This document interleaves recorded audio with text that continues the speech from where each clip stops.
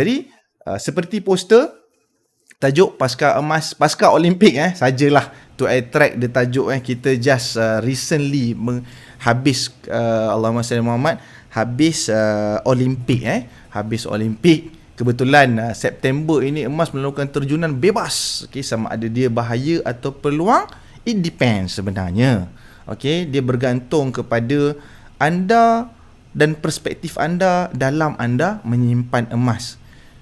Lebih bahaya ataupun the liability is bigger if you are expecting that you will earn more, ataupun anda expecting dia seperti melabur. Okey, bila kita bercerita melabur ini, expectation yang normal at least kita nak berharapkan untuk mendapat pulangan sekitar, kalau kata setahun tu 5 ke 6% lah kalau kita meletakkan ASB sebagai benchmark kita. Maka dekat situ anda kena ingat bahawa kalau emas ini untuk dapat that kind of range is dia kalau setahun dia sukar lah. Melainkan you are lucky one lah, kebetulan enter in the correct time lah. Okay, baik. Poster malam ini yang dibuat oleh admin, yang mungkin kalian tengok dalam iklan. Ini adalah sesi kita untuk minggu ini. Bagaimana saya malam ini, besok berkenaan dengan Bursa Story oleh Tuan Juf, hari Khamis nanti bersama dengan Tuan Zahiruddin berkenaan dengan kripto. Minta tolong bercerita dan sampaikan kepada kalian bagaimana Smart Saham cuba nak menganjurkan benda percuma dan yang disampaikan oleh orang yang ada credential dalam nak bercerita tentang financial. Okey, dan ditutup dengan market red up oleh Tuan Faiz Wahab untuk kita lihat apa yang berlaku sekitar minggu ini. Anyway, sajalah kita boleh up sikit ataupun berbual apa isu-isu panas dalam isu ekonomi ataupun isu-isu penting yang berlaku sekitar minggu ini. Boleh tuliskan komen sambil-sambil kita berbual. Okey, apa yang terjadi dengan bursa kita hari ini? Somehow dia merekodkan kesedikit kenaikan lah. Okey, kenaikan 2 mata 2.55 mata ditutup sebentar tadi, dan orang kata apa, at least give some positive hope at least for today. Tomorrow we will never know. Okey, selepas dia jatuh pam, nanti kita tengok dekat chart. Okey, hijau banyak tu KRCI sendiri. Okey, consumer product hijau, teknologi hijau, yang mana menaik paling tinggi sekali kalau dari segi persentasenya adalah teknologi lah. Seperti kita tahu, teknologi ini memang orang kata apa, volatility dia agak tinggi. Okey, rakan-rakan minta share lagi, sebab saya intro ini saya belum orang kata apa nak bercerita pasal emas lagi. Okey, kita sekarang berada sekitar dalam 25 orang. Cantik kalau dapat diramai-ramaikan lagi. Anyway, sambil lah berborak, kalian semua ni dah makan malam ke belum ni? Sambil nak dengar kita berborak ni. Okey, Tuan Tahir, Tuan Akmal, Puan Latifah, dah makan malam ke belum? Okey, kita berbalik kepada slide kita. Okey, chart ini lah. Okey, kita tengok selepas COVID tahun lepas dia mendaki alhamdulillah, dan dia test dekat 1694. Itulah paling tinggi sejak COVID inilah. Okey, kemudian dia start to orang kata apa, jatuh lah. Okey, selepas pada kenaikan daripada PM baru itu ada sedikit hope. Okey, naik hijau, boom, dia jatuh. Okey, jadi kepada pedagang-pedagang yang bermain dalam bursa buat masa ini, orang kata apa, please take your position cautiously. Okay, do not invest with your orang kata apa, eagerness dalam orang kata apa nak all in segala benda. Okay, seek advice. At least kalau anda kenal mana-mana financial planner, ataupun cari sahaja TSI supaya anda boleh dapat gambaran bagaimana anda nak mengurus duit anda. Okay, next. Okay, kita go to our topic. Kenapa saya pilih emas sebagai saya punya portfolio untuk diberi share? At least anda kenal saya. Kalau sesi komoditi dalam bursa ini, maka kalau Helmi, maka dia ada bercerita pasal emas lah. Okay, kepada yang berminat berkenaan dengan CPO, crude palm oil. Okay, untuk kita nak tahu apa perkembangan berkenaan dengan sawit. Okay, kita nantikan bila Tuan Zubair Al-Awam Dan jika lain-lain komoditi yang akan disampaikan sama ada mungkin minyak, okey, steel, okey, akan disampaikan oleh Tuan Azhar kita. Okey, video ini kepada yang dah selalu tengok, saya memang dah selalu pasang. Jadi malam ini saya sekadar pasang balik untuk kepada yang mungkin baru menyertai sesi saya. Okey, kita tengok video ringkas sedikit. Sekejap, mana ni? Okay, play. Years ago, the first gold coins were minted and used for trade. Later on, people started storing their gold in well-guarded vaults and bought goods and services using the receipts given to them by those running the vaults, pieces of paper they could always exchange for real gold. That's how paper money first appeared, and things evolved from there. Initially, most currencies were pegged to gold directly, as the name gold standard suggests. People could walk into a bank and exchange a piece of paper money to gold. After 1945, however, this changed. Currencies were pegged to the dollar, which was pegged to gold at a rate of $35 per ounce. Individuals were no longer allowed to exchange paper money to gold, but central banks were. However, countries such as France ended up no longer trusting the US dollar and started converting their dollars to physical gold.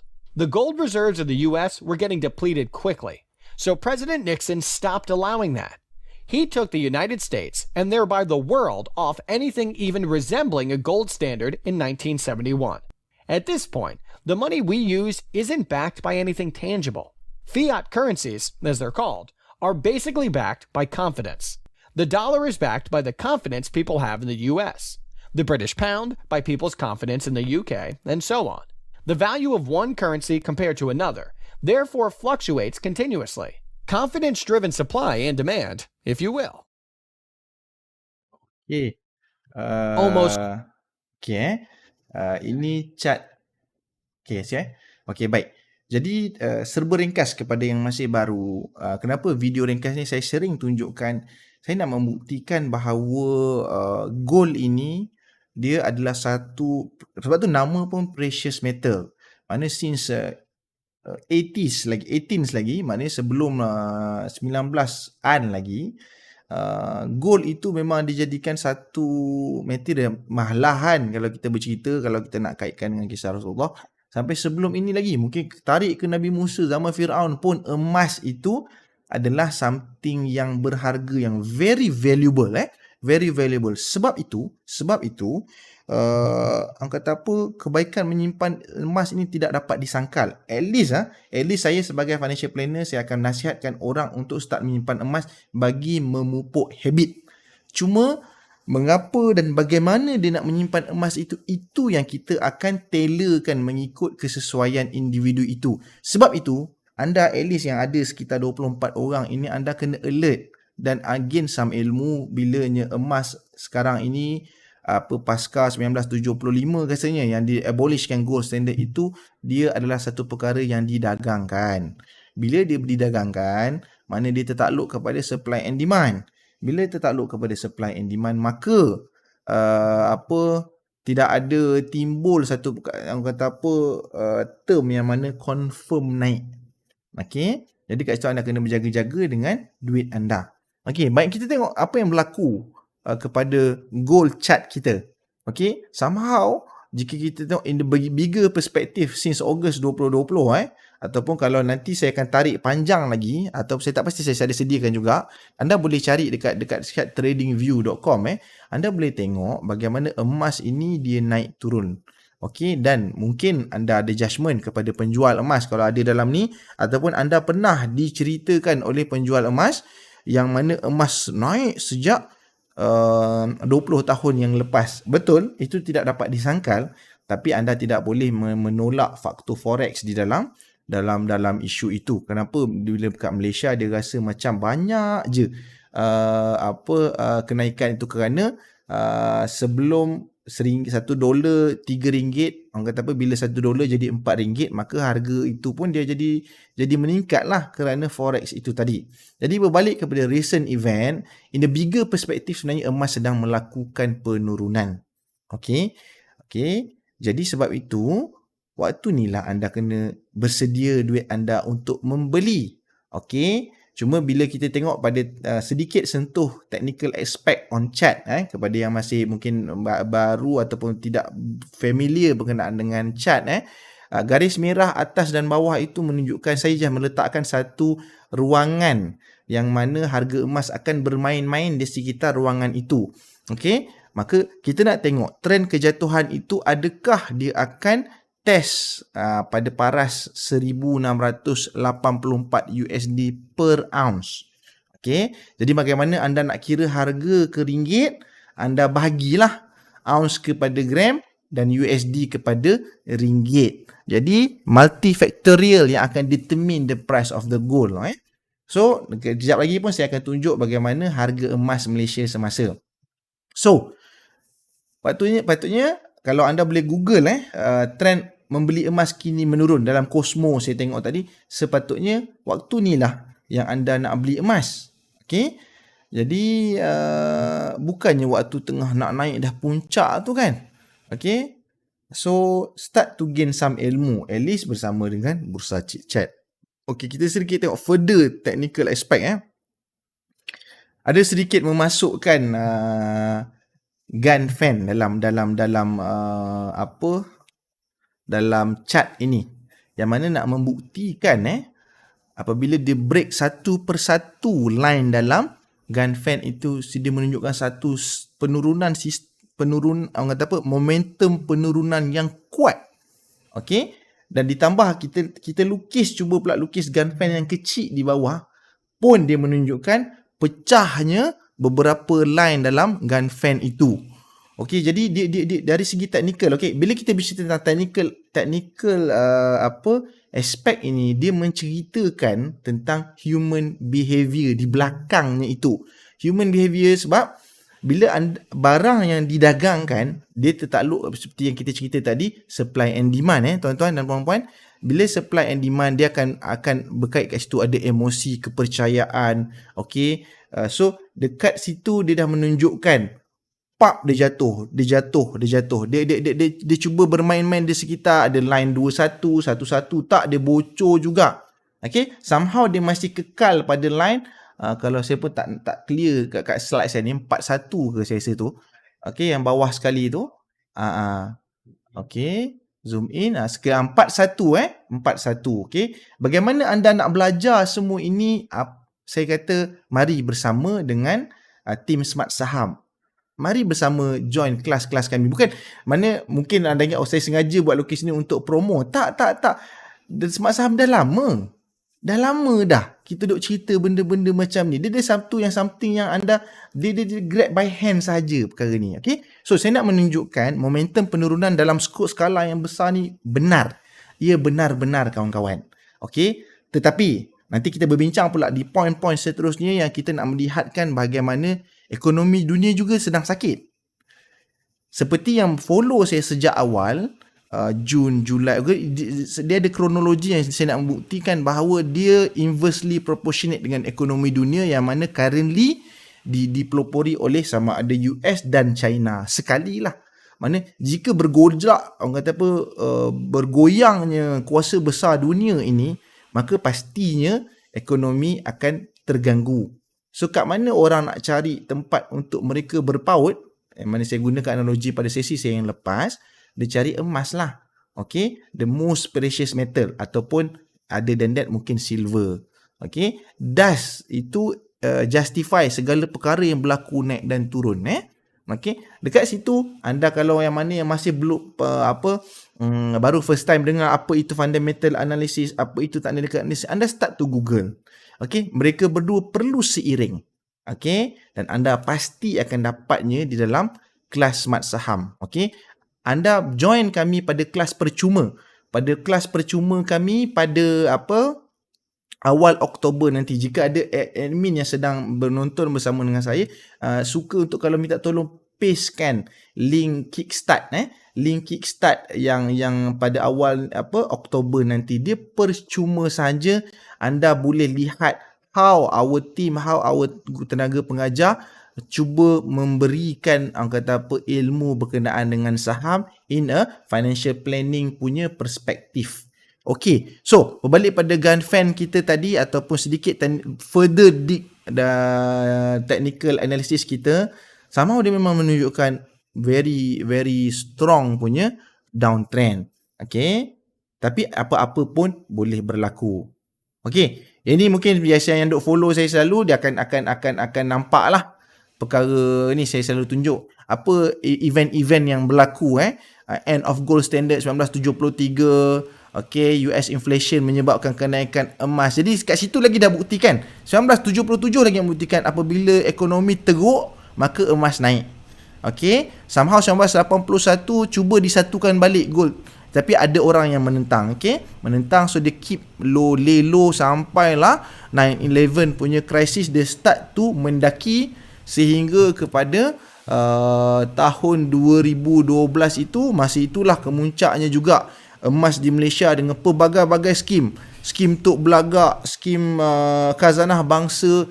Ini semua kerana kata apa, saya pun mungkinlah ketika itu tak ada ilmu. Jadi bila kita melihat emas sama, saya pula family Kelantan. Okey, jadi emas dengan Kelantan ni kita kata tidak boleh dipisahkan lagi. Okey, dia memang satu jadi kegilaan emas ni. Kita boleh tengoklah perkara tu menyebabkan mudah nak jadi masuk dalam pelbagai skim emas itu. Okey, so kemudian jatuh. Masa tu lah membuktikan bahawa bila pula emas ni sentiasa naik. Okey, anda boleh tengok Zoop dia buat macam cup dah kat situ Okey, dia stay sekitar 1200 punya USD per ounce dan Zoop dia naik, dia start to climb pre-COVID macam disusun pula benda ni. Wallahualam hanya Allah yang tahu adakah sama ada either COVID ini being prepared atau dirancang, itu kita serahkan. Maksudnya not our job untuk buat satu yang kita tak boleh nak kawal. Okay kawan-kawan tak habis kalau nak cerita teori konspirasi lah, vaksin tak vaksin lah. Anda duk buat malas juga, duk sembang juga, duk bermalas duk rumah juga. Jadi tak guna. Do our part, do our job, gain ilmu sebanyak mungkin So ini antara event yang berlaku yang saya simpulkan dalam satu chart ringkas. Okey, apa yang menyebabkan naik dan turun harga emas itu. Okey, jam menunjukkan 9.2 minit. Okey, yang menunjukkan 9.2 minit, kita ambil masa untuk berehat sebentar sebelum kita kepada point yang mana menunjukkan apa event-event yang berlaku untuk recent event. Kerana pada bulan September tu dia jatuh. Somehow sebenarnya kita dah expect dah apabila kita tengok technical chart tadi. Okey, tapi event-event di dunia menyokong justification itu. Okey, baik rakan-rakan, ambil masa untuk rehat sekejap. Terima kasih sangat-sangat kerana masih sudi bersama orang kata apa, hamba yang lemah, insan yang hina ini. Sesungguhnya keberadaan kalian amat saya hargai. Okey, jemput sharekan dulu, panggil kawan-kawan, tag kawan-kawan untuk kita ke second session bersama dengan saya nanti. Baik, selamat berehat. Okey, Assalamualaikum. Selamat kembali bersama saya. Okey, terima kasih. Orang kata apa, masih sudi. Okey, saya sempatlah kita kata membasahkan setekak sendiri sedikit. Sambil sebelum kita nak orang kata apa further kan elaboration kita on apa recent event yang berlaku. Kenapa orang kata apa, mungkin ada yang dah selalu bersama dengan event saya, somehow nanti admin akan pastekan kelas free yang kita cakap tu sambil kita bercakap. Kenapa saya duk orang kata apa, mungkin yang mana selalu bersama dengan saya tu, alamak, as if Nur Hilmi Lokman ini sentiasa raise the pasal concern tinggi lebih daripada kepada point-point ataupun event yang sedang berlaku. Bukan kerana apa, kerana saya nampak kesan yang lebih membumi, kesan yang lebih dekat dengan masyarakat ini adalah pasal terlampau orang kata apa, taksub dan seronok membeli emas ini tanpa penilaian ataupun basis yang jelas. Okey, kerana dikatakan tak apa, simpan dan lupa je, nanti anda akan jadi kaya.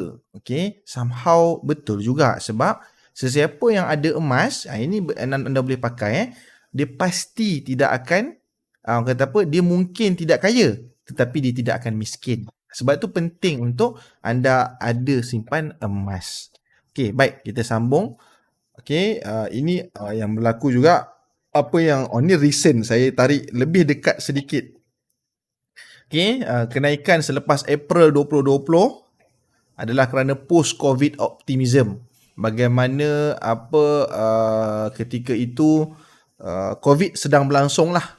Okay, April sehingga sebelum Ogos, okay, ekonomi teruk masa itu, jadi menyebabkan emas naik sampai data kepada non-farm payroll, bagaimana orang kata kadar penunjuk kerja di US menunjukkan tanda positif start Ogos tahun lepas, terus menjunamkan harga emas sehingga yang ada sekarang. Tapi dia still dia test pada harga 1679 tu, dia test dekat harga itu, dia masih menyokong pada harga itu. Jadi sama kita boleh tengok dulu apa yang berlaku event. Okay, so kemudian bond yield rose yang menyebabkan kejatuhan sekitar Jun dia jatuh menjunam lebih, orang kata kau-kau, dan Julai dan Ogos dia start to naik sikit balik kerana masa itu ada isu pasal minyak, ada masa tu isu pasal apa lagi Allah saya terlupa masa tu. Okey, dan dia further jatuh pula masa Ogos. Okey, kerana bermulaan masa awal Ogos itulah permulaan apabila Allahumma salli ala sayyidina Muhammad, Fed menyatakan inclination mereka terhadap pengurangan untuk mereka keep buying government bond, ataupun term yang mereka selalu pakai tapering down. Anda boleh start Google apa itu Fed tapering down. Kerana apabila sesuatu ekonomi itu tengah jatuh ataupun ketika dalam keadaan kemelesetan ekonomi, maka government ataupun authority di setempat itu, sama ada kalau di US, government US ataupun Fed Reserve lah, okay, akan start to spur money. Macam kalau kerajaan kita, samalah macam bantuan rakyat ataupun BSH apa semua tu kan, dulu BRIM ke, bantuan rakyat satu Malaysia, itu sebenarnya satu part untuk dia meningkatkan kadar kecairan duit dalam masyarakat untuk menyebabkan kadar kitaran ekonomi itu berlaku. Okay? Ini adalah harga-harga emas saya yang terbaru hari ini. Okay? Atas kiri bagaimana harga emas dalam tempoh sebulan jatuh tuan-tuan, at least RM10 tu dalam tempoh sebulan. RM245 jatuh ke, okey lah, tak sampai 10 lah, RM8-7. Tapi dalam sebulan tu tuan-tuan, okey, jadi kalau yang mana yang mungkin dah faham pasal emas, tak apa, tak ada masalah, dia boleh accept dia kejatuhan tu. Tapi kalau kita yang baru tengah tak faham pasal emas, berat tu. Okey lah, kata tak lah tuan, emas ni kena panjang lagi. Okey, kita ambil pula 1 tahun. 1 tahun pun jatuh tuan-tuan. Okey lah, panjang 10 tahun. Itu sebenarnya saya tak tarik lagi ke 2011 dan 2010 tu. Sebenarnya itu lagi yang kata jatuh sebenarnya. Okey lah, taklah, kena panjang lagi. Okey, 20 tahun. Itulah yang sentiasa di naratif-naratif yang agak orang kata mislead kepada masyarakat. Okey, kadang-kadang ada tu habis duit persaraan, okey, datang kepada pesara, tuan, mari kita beli emas. Emas inilah yang digunakan sejak zaman berzaman. Okey, inilah yang bakal menggantikan sistem riba. Okey, ini term-term yang selalu digunakan, which is somehow dia betul juga kan. Tapi term itu dia jadi kalau macam dalam takaful tu, dalam nak menjual hibah tu lah. Sama. Right, kita right dan tunggang agama seboleh mungkin. Kesian agama. Elok-elok dia yang sepatutnya kita nak orang kata menaikkan dia jadi bahan tunggangan. Okey. So berbalik kepada isu tadi, anda kena tanam ilmu anda untuk berkenaan dengan emas ini. So, ini juga yang saya nak membuktikan bahawa ada persoalan yang menyatakan, Helmi, awak tak bolehlah guna harga US. Kerana harga US tu untuk US lah. Kawan-kawan, penetapan harga sesebuah negara sama, anda gila India ke? Kalau anda Google tu banyak dia bagi reference India lah. Lepas tu anda nak pergi Kenya ke?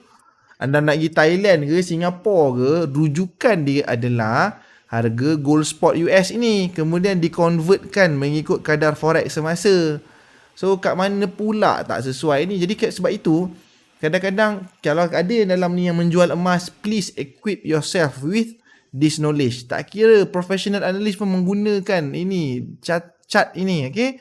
So jangan kerana data yang ada tidak favor kepada anda menyebabkan anda menolak data yang ada itu. Okay? Kerana nak risau mengurangkan perut nasi. Tak ada niat pun. Sikit pun tak ada niat. Tapi kalaulah anda dapat menjual dengan kadar yang betul dan tepat dan cantik, lebihlah power, barulah A kat situ. Okay? Baik. Punca emas jatuh di permulaan September. Jadi orang kata apa? Come, we go to the recent event. Okay? Recent event. Betul Tuan Apip. Bukanlah nak kata marah betul. Sebab nak kata as if macam I am giving the orang kata apa, people the wrong info.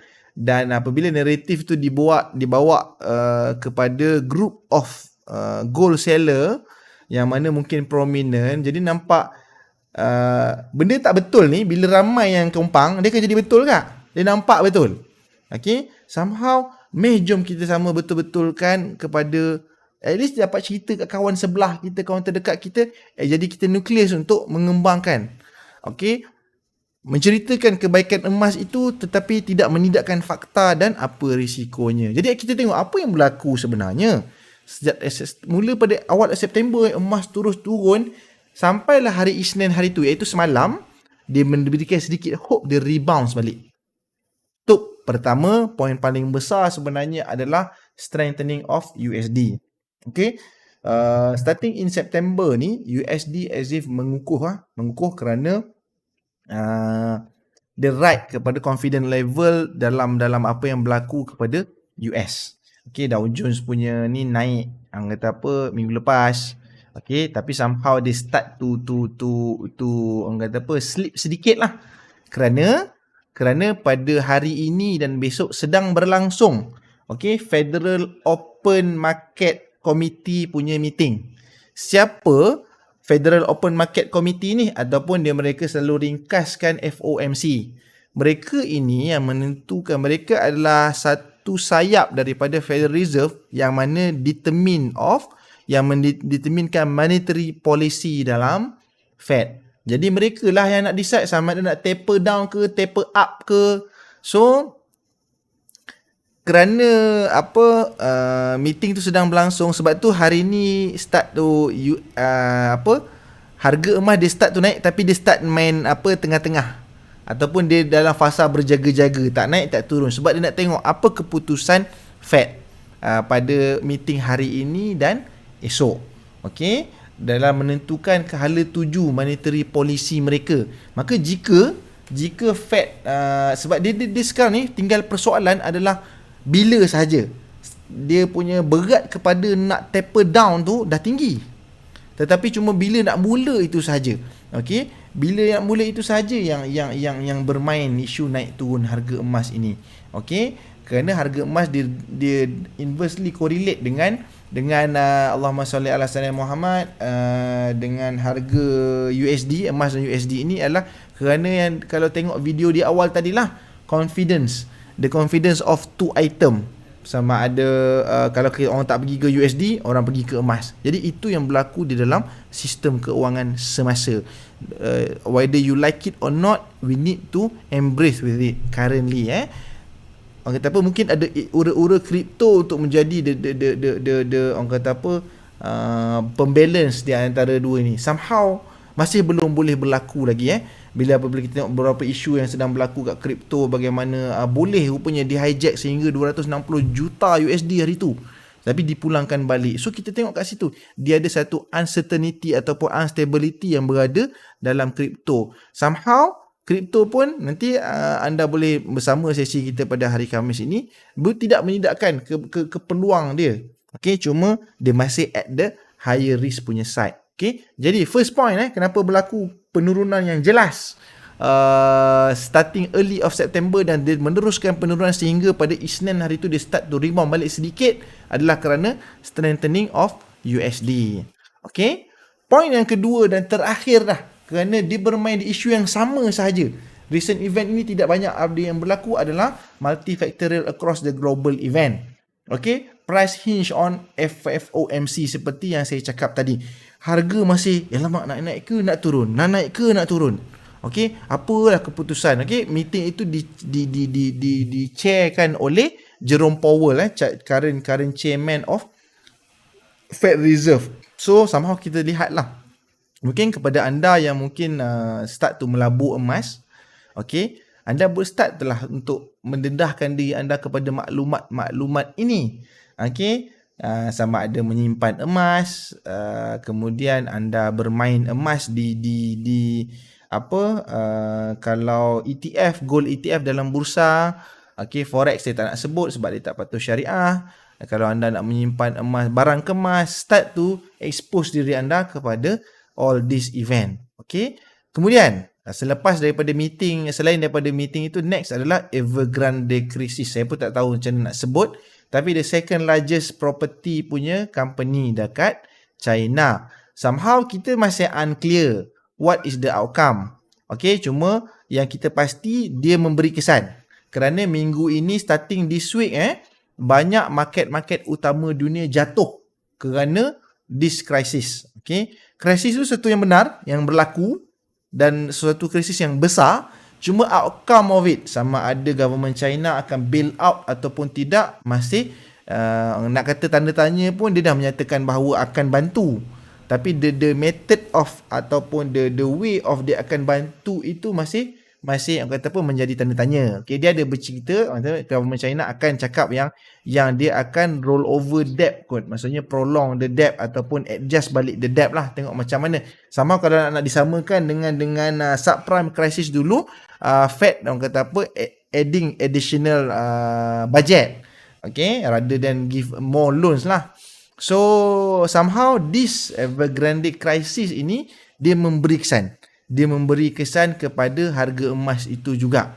Okey, cuma dia tidaklah sekuat ataupun sedirect effect dengan FOMC itu. Kerana harga emas sekarang determine oleh US. So yang lebih memberi kesan kepada FOMC itu adalah harga emas itu pasti-pastinya meeting yang sedang berlaku itu. Kemudian China still making curbs, bagaimana dengan kejatuhan Evergrande ini, the next sector yang mungkin akan diganggu di dalam China adalah dalam steel making punya segmen, kerana dia melibatkan dengan construction apa semua. Jadi nak kata direct effect pun tidak, tapi dia ada memberi kesan. Okay, jadi ini adalah event utama yang berlaku di sekitar September yang menyebabkan harga emas yang sedang jatuh ini. Dia justify pula technical chart yang kita tengok mula-mula tadi kan. Okay, dalam big picture dia sedang jatuh. So cuma event yang berlaku di antara itu yang justify perkara itu. Okay, kita dah towards end our session malam ni lah.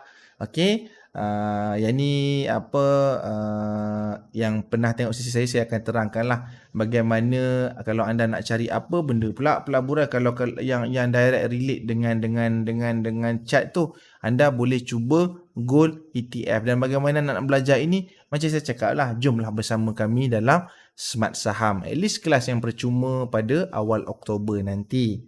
Okay, clarification on ROI of gold. Ini sebenarnya saya ambil yang slide lama lah. Okay, bagaimana kita boleh tengok dalam masa 40 tahun anda hanya dapat 5% pulangan tu. Okay, kalau dalam masa 20 tahun anda annualize setiap tahun tu anda dapat 10%. Okay, kalau dalam 40 dan 10 tahun anda cuma dapat 4.61%. Okay, so sebab itu anda kena very clear on the objektif dalam anda nak menyimpan atau melabur emas itu. Kalau tak, dia akan jadi satu perkara yang sia-sia dan meletakkan anda at stake, at a very high risk punya stake.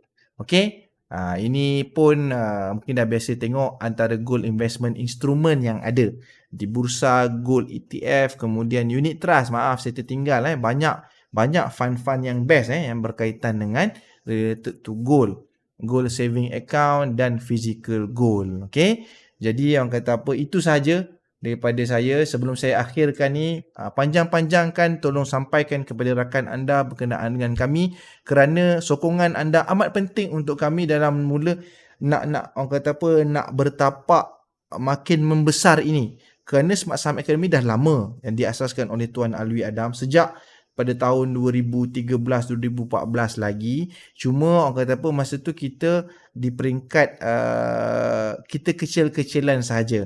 Somehow kita nak ride, orang kata apa, supaya sebab banyak sangat the loophole yang kami nampak, so that we can mengisi kelompangan-kelompangan yang ada melalui our credential dan credibility yang ada dalam tim Smart Saham itu sendiri. Okay, so itu anda boleh tengok melalui Wyckoff method.